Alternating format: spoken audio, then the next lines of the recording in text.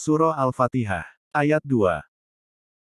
Segala puji hanya bagi Allah, pemelihara seluruh alam. Dalam basmalah, terkandung pujian kepada Allah Subhanahu wa Ta'ala, antara lain dalam menampilkan kedua sifatnya, Ar-Rahman dan Ar-Rahim. Karena itu, wajar jika pada ayat ini ditegaskan, bahwa segala puji bagi Allah, apalagi, karena Dia adalah pemelihara seluruh alam. Memuji Allah Subhanahu wa Ta'ala adalah luapan rasa syukur yang memenuhi jiwa seorang mukmin, dikala mendengar namanya disebut. Karena keberadaan seseorang sejak semula di pentas bumi ini, tidak lain kecuali limpahan nikmat ilahi, yang mengundang rasa syukur dan pujian. Setiap kejapan, setiap saat, dan pada setiap langkah, silih berganti anugerah Allah berduyun-duyun, lalu menyatu dan tercurah kepada seluruh makhluk, khususnya manusia. Karena itu, adalah wajar memulai dengan memujinya, dan mengakhiri pun dengan memujinya. Ini juga sebagai kaidah utama ajaran Islam. Dia Allah. Tiada Tuhan selain Dia. Baginya saja segala puji, sejak awal dalam kehidupan dunia ini, dan di akhirat nanti. Quran, Surah Al-Qasas, ayat 70. Demikian tulis Sayyid Qutb. Kata Alham, terdiri dari dua huruf, alif, dan lam, dibaca, al, bersama dengan ham. Dua huruf alif dan lam yang menghiasi kata ham, yang oleh para pakar bahasa dinamai, al-istiqraq, dalam arti, mencakup segala sesuatu. Itu sebabnya Alhamdulillah, seringkali diterjemahkan dengan, segala puji bagi Allah. Ham, atau pujian, adalah ucapan yang ditujukan kepada yang dipuji, atas sikap atau perbuatannya yang baik, walau ia tidak memberi sesuatu kepada si pemuji. Di sini bedanya dengan kata syukur, yang pada dasarnya digunakan untuk mengakui dengan tulus, dan dengan penuh hormat, pemberian yang dianugerahkan oleh siapa yang disyukuri itu. Kesyukuran itu, bermula dalam hati, yang kemudian melahirkan ucapan dan perbuatan. Ada tiga unsur dalam perbuatan, yang harus dipenuhi oleh yang dipuji, sehingga dia wajar mendapat pujian. 1. Indah atau baik. 2. Dilakukan secara sadar, dan 3. Tidak terpaksa atau dipaksa. Kata, Alhamdulillah, dalam surah Al-Fatihah ini, ditujukan kepada Allah Subhanahu wa Ta'ala, ini berarti bahwa, Allah dalam segala perbuatannya, telah memenuhi ketiga unsur yang disebutkan di atas. Pada kata, Alhamdulillah, berarti segala puji bagi Allah, huruf lam, berarti bagi, yang menyertai kata Allah, mengandung makna pengkhususan baginya. Ini berarti bahwa, segala pujian hanya wajar dipersembahkan kepada Allah Subhanahu wa Ta'ala. Dia dipuji karena Dia yang menciptakan segala sesuatu, dan segalanya diciptakannya dengan baik serta dengan penuh kesadaran, tanpa paksaan. Kalau demikian, maka segala perbuatannya terpuji, dan segala yang terpuji merupakan perbuatannya jua, sehingga, wajar jika kita mengucapkan, segala puji hanya bagi Allah semata. Jika Anda memuji seseorang karena kekayaannya, maka yang terlebih dahulu harus dipuji, adalah Allah yang menganugerahkan kepadanya kekayaan. Karena, yang dilakukan manusia tidak lain kecuali rekayasa, dari bahan mentah yang telah dihamparkan Allah di alam semesta ini. Hasil-hasil produksi tidak lain hanya rekayasa bahan mentah, yang diciptakannya itu. Kalau demikian, segala puji dalam bidang ini pun harus tertuju kepadanya. Jika Anda memuji kedermawanan seseorang, maka Allah yang lebih wajar Anda puji, karena apa yang disumbangkannya, adalah dari anugerah Allah, bahkan kerelaannya menyumbang, adalah karena Allah menggerakkan hatinya untuk itu.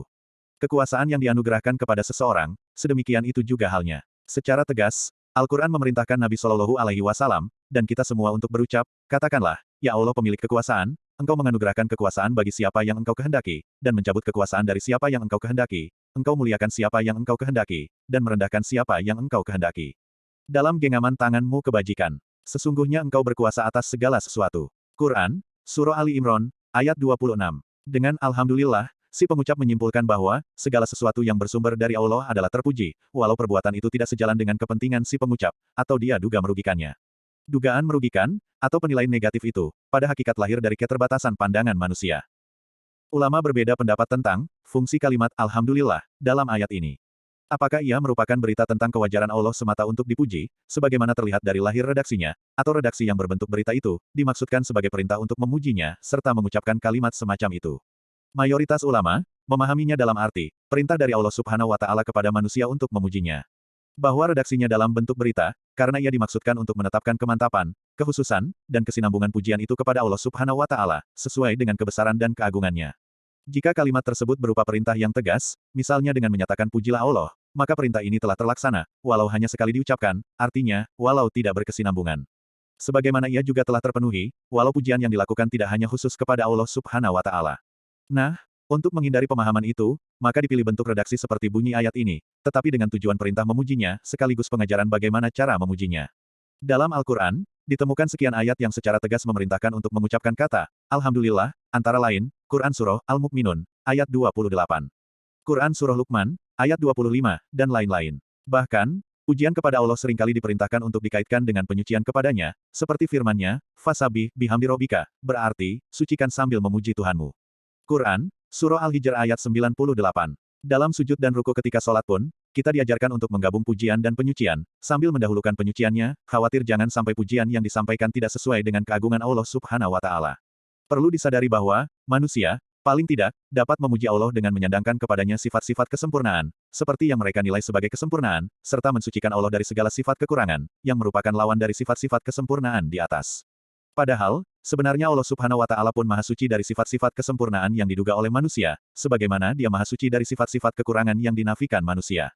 Karena, ketika manusia memuji dan mensucikan, maka pujian dan penyucian itu lahir dari pemahaman manusia, atau apa yang ada dalam pemahaman dan benaknya, padahal, Dia maha suci dari sifat yang terlintas dalam benak, dan khayalan manusia, atau yang serupa dengan apa yang terlintas itu.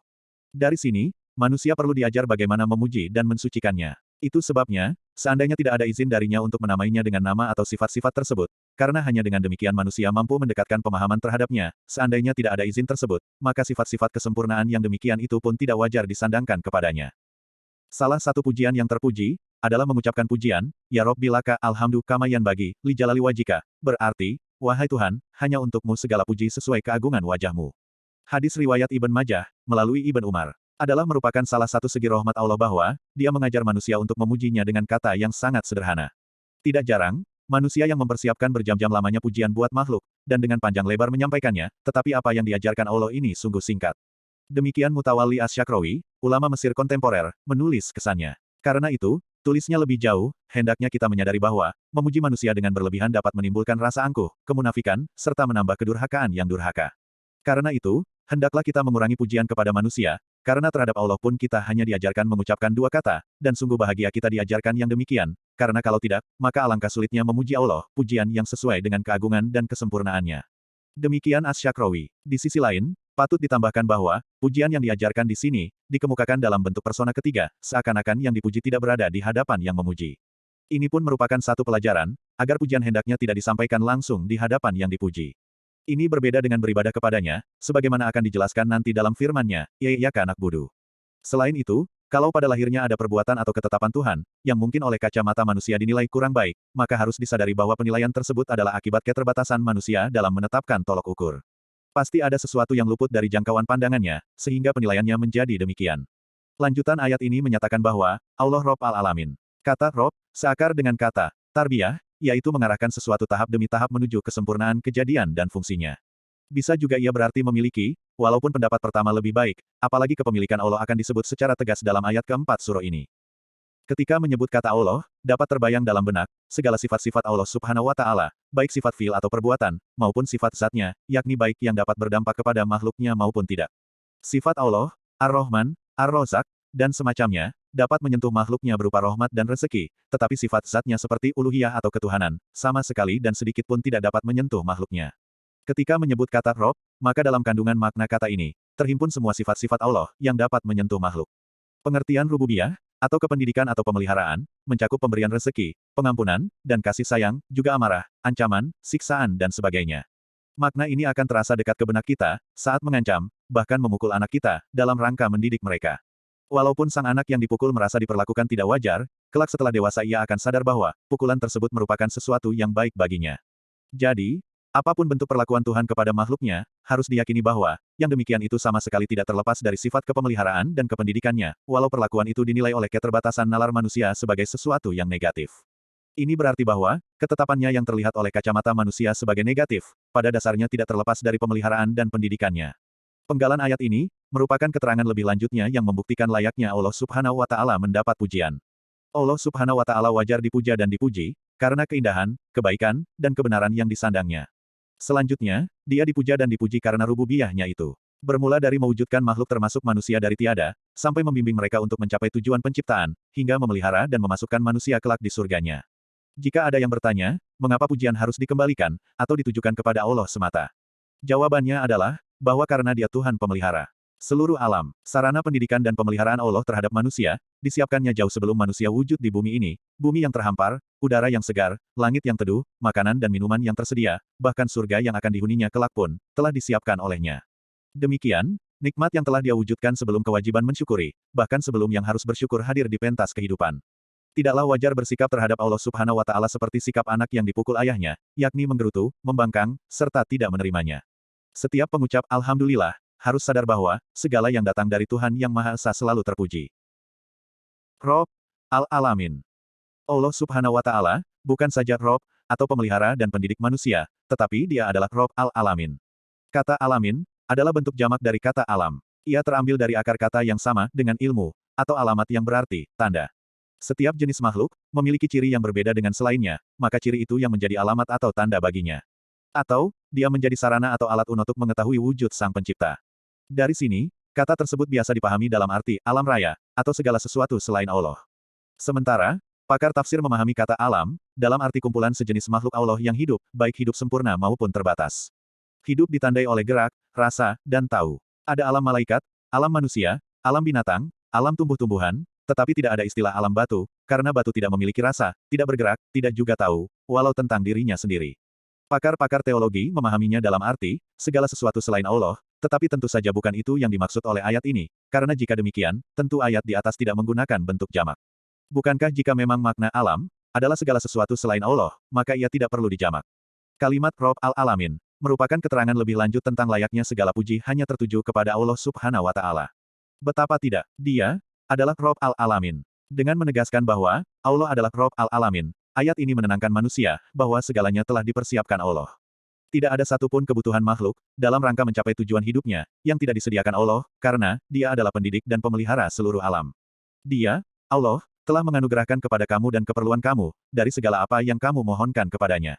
Dan jika kamu menghitung nikmat Allah, tidaklah dapat kamu menghinggakannya. Quran Surah Ibrahim, ayat 34. Dengan demikian, manusia dapat hidup tenang, dan optimis menghadapi masa depan, dan ini saja sudah merupakan sesuatu yang sangat berharga dan harus disyukuri. Saat seorang berkata, Alhamdulillah, maka dia menyampaikan pujian, kepada Allah dalam kedudukannya sebagai Tuhan yang wajib disembah, dan ketika Tuhan yang wajib disembah itu disifati dengan Rob Al-Alamin, maka pujian tersebut berlanjut akibat kedudukannya sebagai pemelihara dan pendidik. Alhamdulillah Rob Al-Alamin, dalam surah Al-Fatihah ini, mempunyai dua sisi makna. Pertama, berupa pujian kepada Allah dalam bentuk ucapan, dan, kedua, berupa syukur kepadanya dalam bentuk perbuatan. Syukur, sebagaimana dikemukakan sebelum ini, adalah mengakui dengan tulus dan penuh hormat, nikmat yang dianugerahkan oleh yang disyukuri itu, dengan kata-kata maupun dengan perbuatan. Pujian kepadanya dalam bentuk ucapan merupakan anjuran, lebih-lebih saat merasakan adanya anugerah ilahi. Itu sebabnya, Rasul Shallallahu Alaihi Wasallam selalu mengucapkan, Alhamdulillah, dalam kondisi dan situasi apapun. Pada saat bangun tidur, Alhamdulillah, Alazi ahyan ba'dama amatana, wa ilaihi an-nusyur. Artinya, segala puji bagi Allah, yang telah menghidupkan dan membangunkan kami, setelah mematikan dan menidurkan kami, dan kepadanyalah kelak kebangkitan. Ketika akan tidur, beliau membaca, Bismika Allahumma, ahya wa amutu laka alhamdu koimu, as-samawati, wa al-ardi. Artinya, dengan namamu ya Allah, aku hidup bangun, dan mati tidur, segala puji bagimu, engkau adalah pemelihara langit dan bumi.